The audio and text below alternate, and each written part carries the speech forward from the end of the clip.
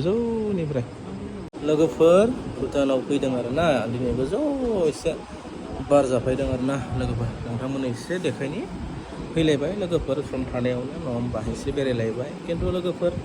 नोंथांमोना टाइम लस खालामनाङा गावनि खामानिखौ मावनानै जेथिया नोङो रेस्ट मोनो अब्ला नोंथाङा बेरायफैबानो जाबाय आरो हायोबासो दे खिन्थु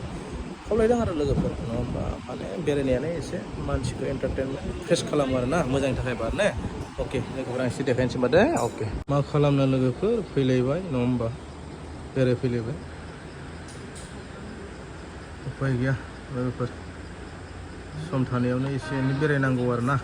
टाइम थायोब्ला दे लोगोफोर खिन्थु गावनि टाइमखौ लस खालामनाङा आरो ना इनकाम खालामनायफोरखौ एसे बेरायबाय आरो लोगोफोर दिनै नोंथांमोन देखायलायबाय दे गोबाङानो नुखाबाय फैयो अब्लाबो आं एसे देखायबावदों आरो ना नै लोगोफोर गोजौनिफ्राय रोसो रोसो बार ख्रो ख्रो बारदों तासि गासेलस सामरुद जंकार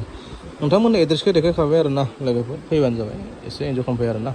गोथाव गोथाव जाफै ओमफ्राय नोंथांमोननि गेजेर सायावसो लोंनाय जानाय मा खालामो नोंथांमोना एसे भिउ नायफैबानो जाबाय आरो ना नयलखौ बेसेबां फैदों एखमबा गोबां फट'फोर चिकेनखौ फैगोन लोगोफोर नैबे चिकेन चिलि